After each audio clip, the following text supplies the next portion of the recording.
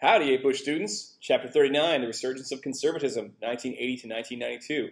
So going through the 1980s and the rise of conservatism and largely examining the presidency of Ronald Reagan and a little bit about George Bush. So let's get going. Ronald Reagan is going to become the face of modern conservatism. Conservatism of the 1980s is going to be a combination of advocating for a smaller federal government or less government intervention in people's daily lives, along with the support for traditional family values on social issues. So this approach is going to attract a broad coalition of supporters for the Republicans and for Ronald Reagan as president. We're going to make sure that before this class is over, you understand the difference between liberal and conservative and what they mean today, because that's the way we still talk about politics, and it's the way a lot of people identify with a certain political party or a certain idea. These are the words that people use to make those distinctions today. So the way that politics emerged in the 1980s, we still live in that world, essentially. So Reagan sides with the new right on social issues. He believes that the government is doing too much for people's lives and that common men are being kind of trampled by big government. And he kind of was against the federal government intervening in local affairs and favoring certain minority groups. So this was a hope to attract those middle-class voters that had voted traditionally Democrat for a long time, to attract them to the Republican Party. Just imagine Brad Pitt running for president today. That's about how likely it was that Ronald Reagan was going to get involved in politics. He spent his early years as a radio and film actor. And as president of the Screen Actors Guild, he purged communists from the film industry and fired people who were suspected of having ties to the Communist Party by testifying in Congress.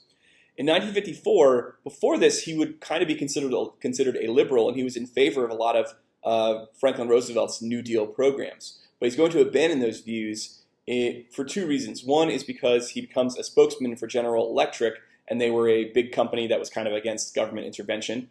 And also his marriage to Nancy, which is actually his second wife. Fun fact, Reagan and President Trump are the only presidents in history who have been divorced.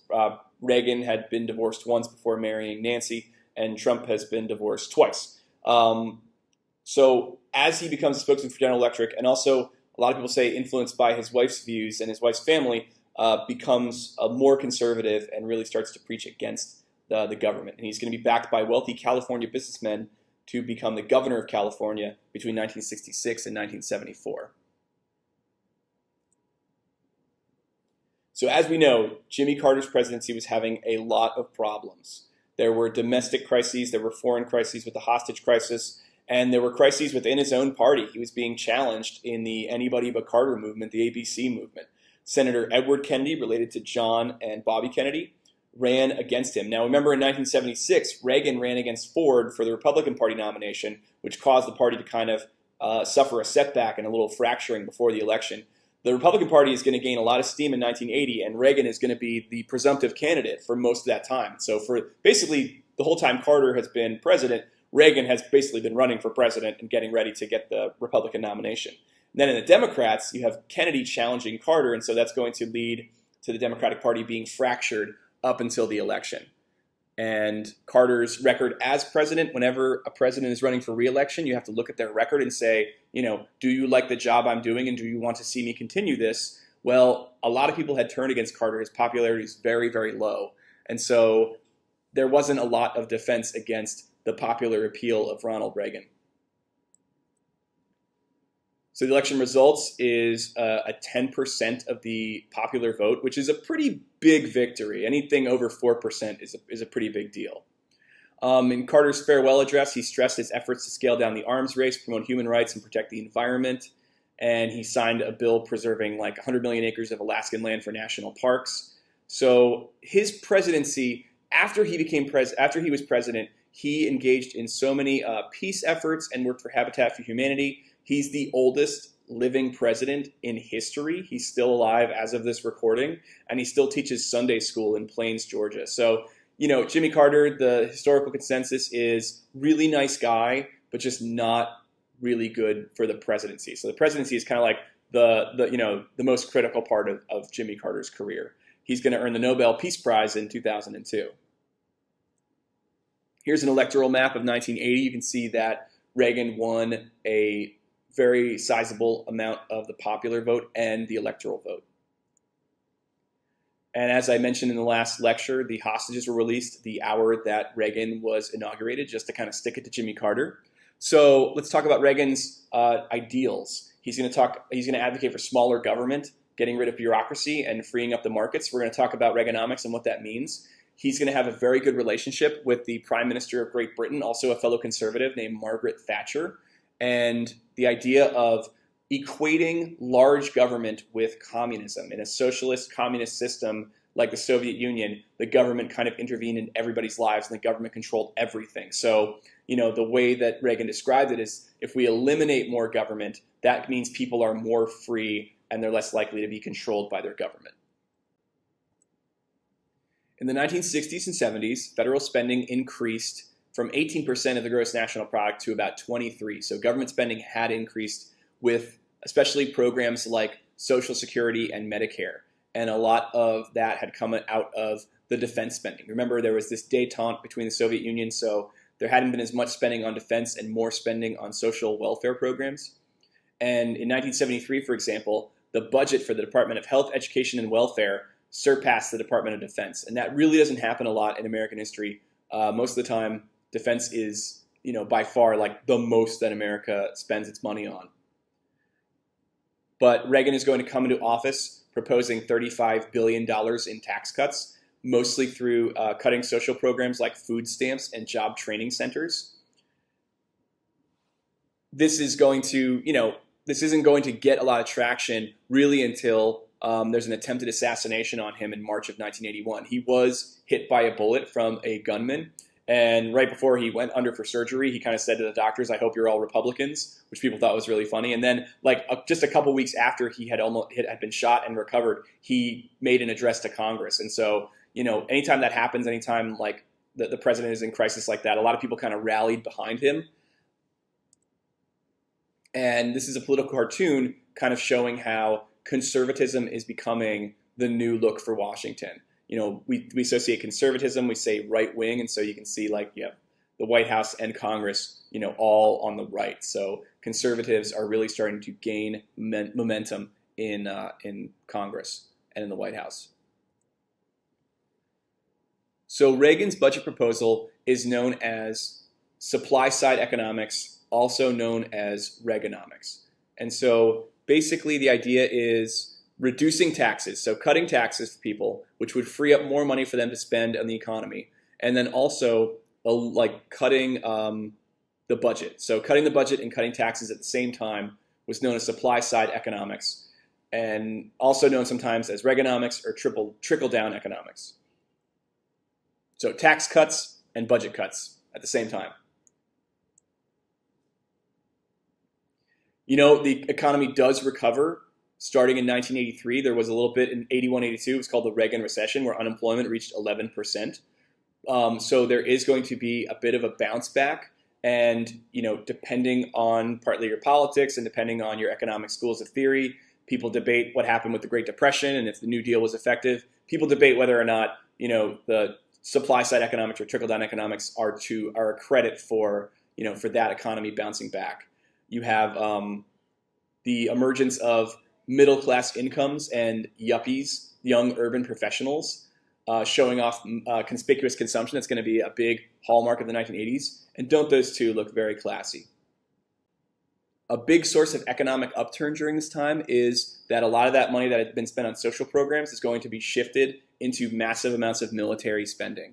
Reagan diverted basically $2 trillion to the Pentagon. And so in contrast to predecessors that were trying to exercise a little bit of easing relations and making relations a little bit nicer between the Soviet Union and the United States, Reagan kind of comes in as kind of like a little more hawkish and says, the communists are brutal people. We can't really negotiate with them. We need to stand up to communism. We need to be forceful with them. They only understand force. And so you're going to see a shift in his foreign policy as well.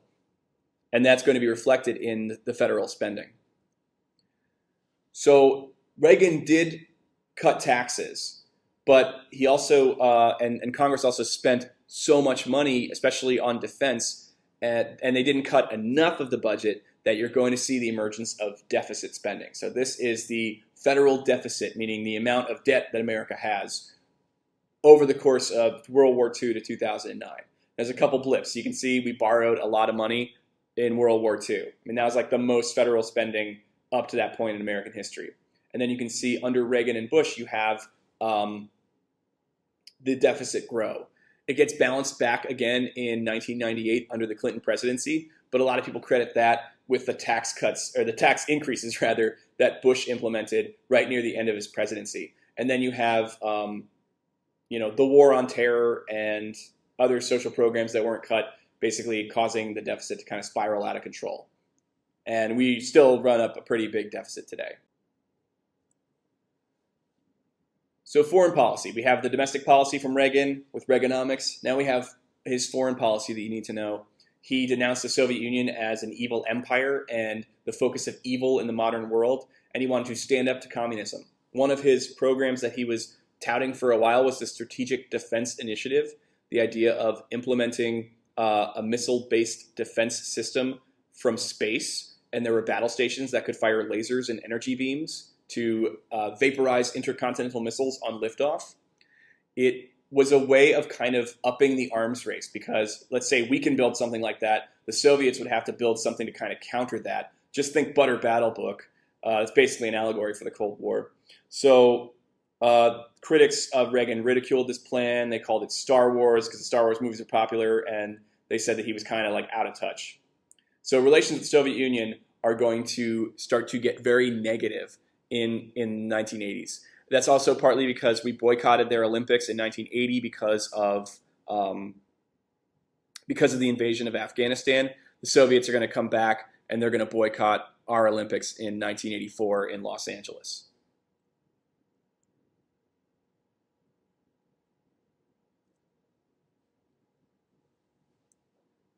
Going back to the Middle East, we talked about the Camp David Accords with Carter as a big part of Middle East peace. There still were a lot of conflicts in the Middle East, and Israel kind of had a strained friendship with the United States. Israel, in 1982, they invade Lebanon to suppress bases from which Palestinian fighters are harassing Israel. And so to support Israel, Reagan sent U.S. troops to Lebanon as part of a peacekeeping force. But in 1983, a suicide bomber crashed a truck full of explosives into a U.S. Marine barracks and killed more than 200 Marines.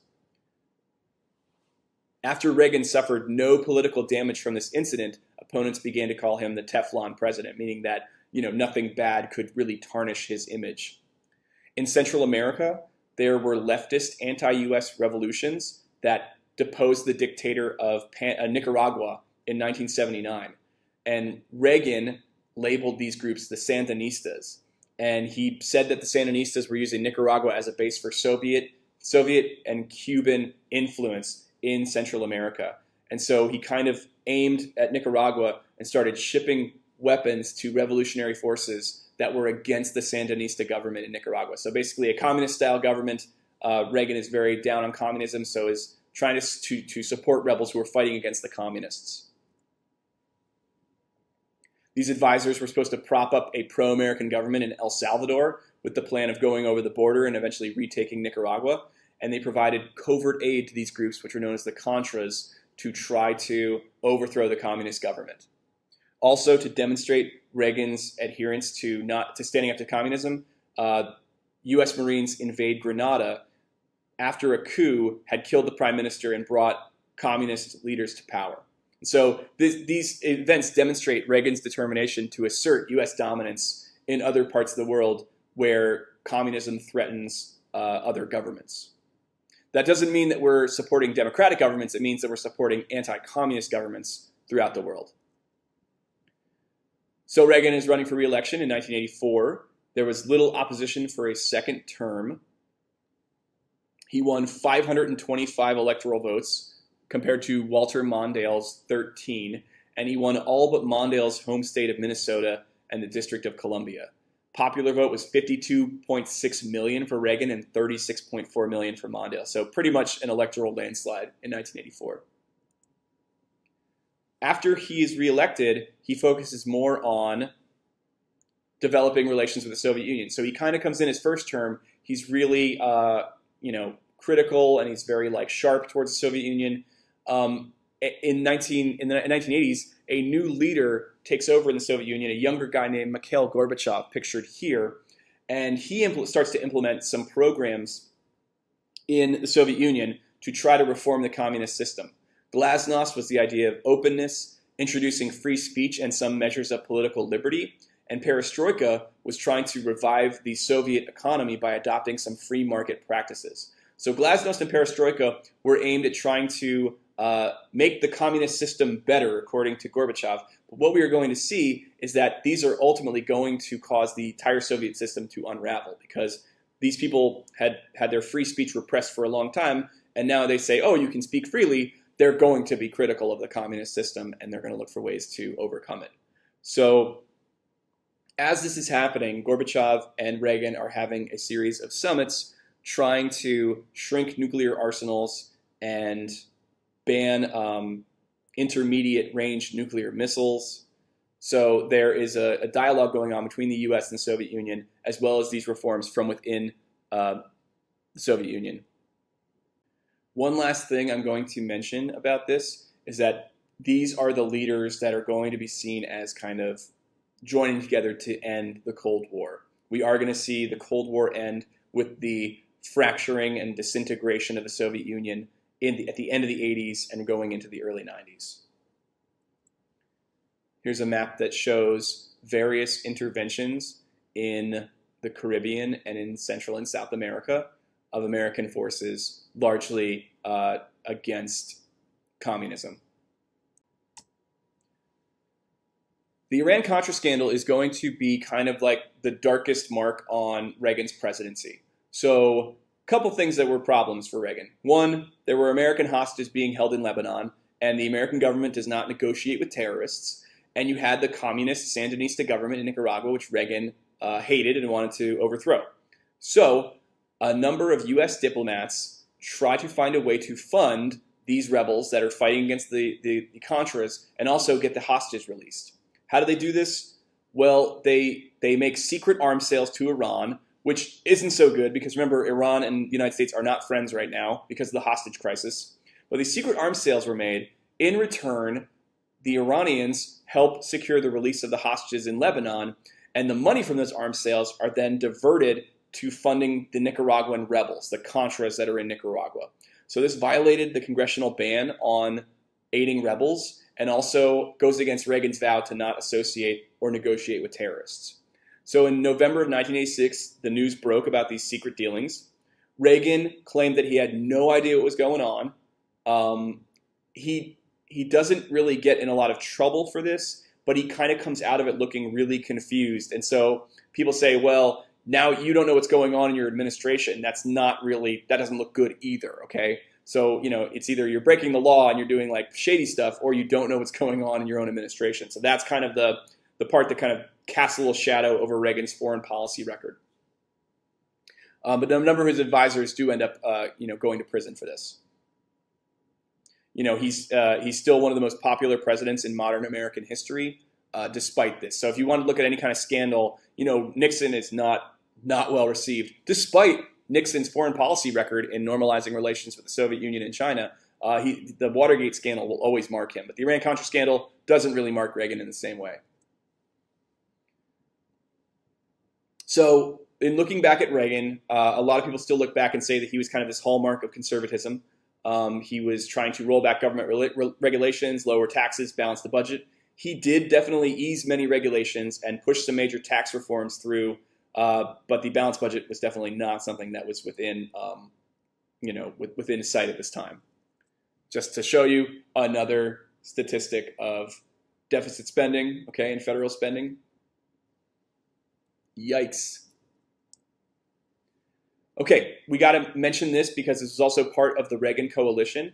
Is during this time, this is kind of seen. The 1960s were a time when a lot of groups were asserting their rights and protections. You had the hippie movement, you had the civil rights movement, you had second wave feminism. So the moral majority is kind of like the conservative backlash to all of that social change that was going on. And it's a time when evangelical Christians really start to get more involved in politics. So the Moral Majority was a political advocacy group founded by Jerry Falwell, pictured here in 1979.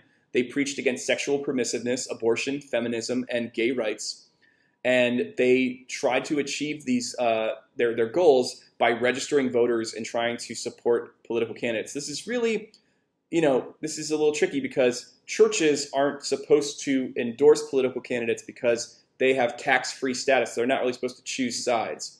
But these aren't technically churches. They are just people that are religious, and you can't really separate religion from your existence. So this is when the religious right of evangelical Christians really formed a solid political base.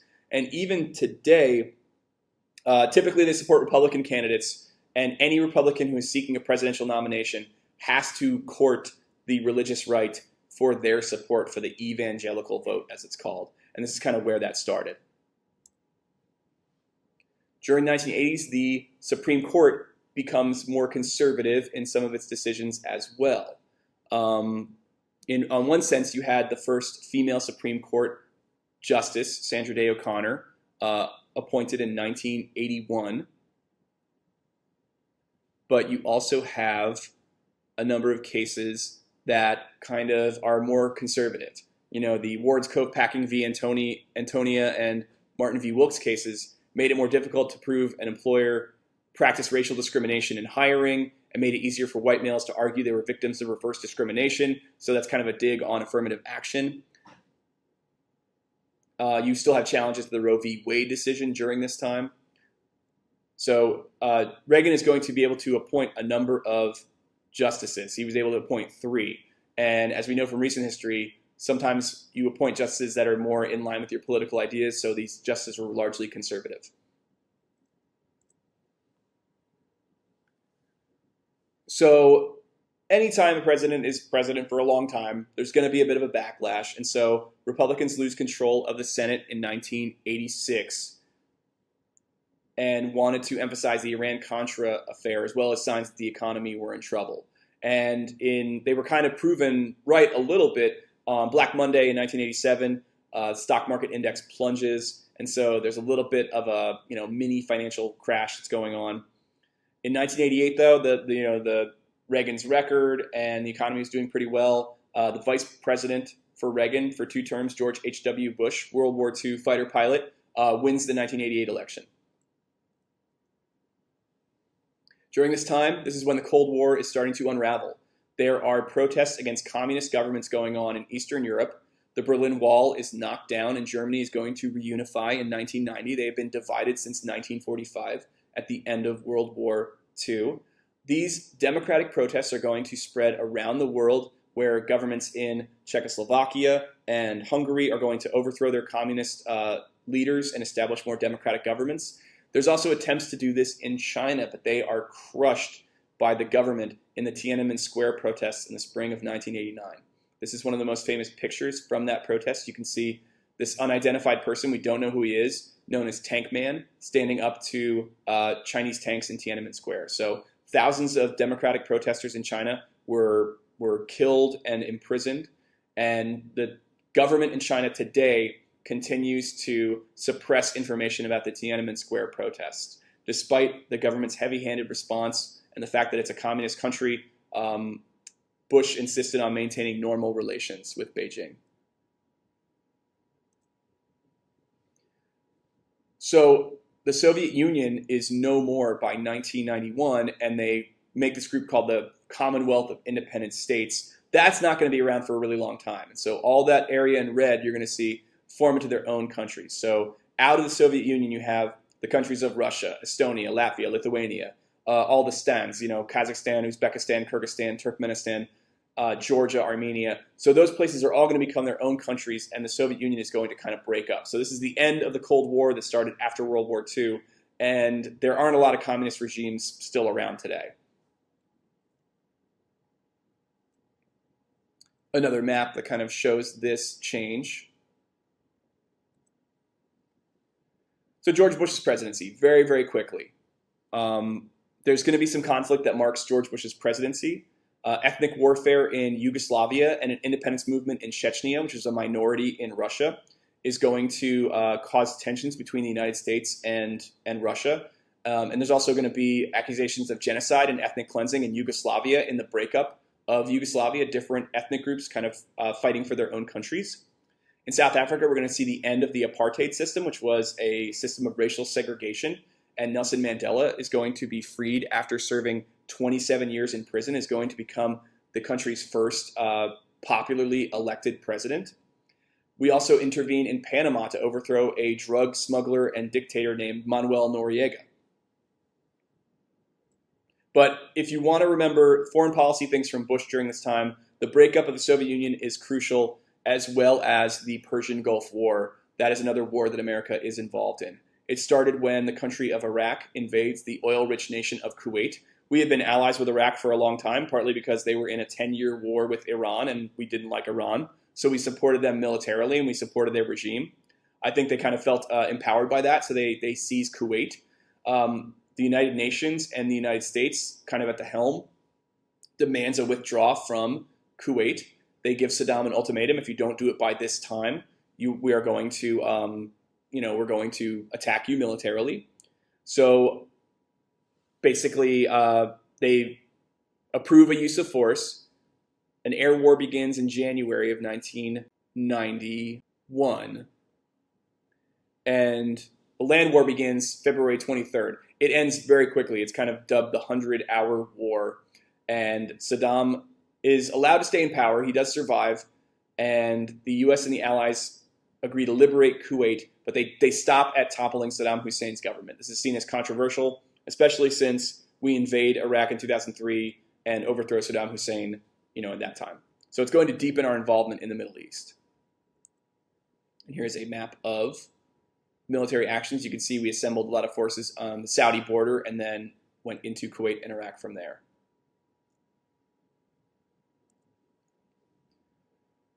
The most important domestic action in Bush's presidency, the Americans with Disabilities Act, as well as the tax hikes. So the Americans with Disabilities Act prohibited discrimination against U.S. citizens with physical or mental disabilities. And so you're going to see requirements for things like elevators and handicapped accessible entrances that are going to be built more into our infrastructure. That is a federally protected right. So rights for the disabled are going to have a landmark achievement with the ADA.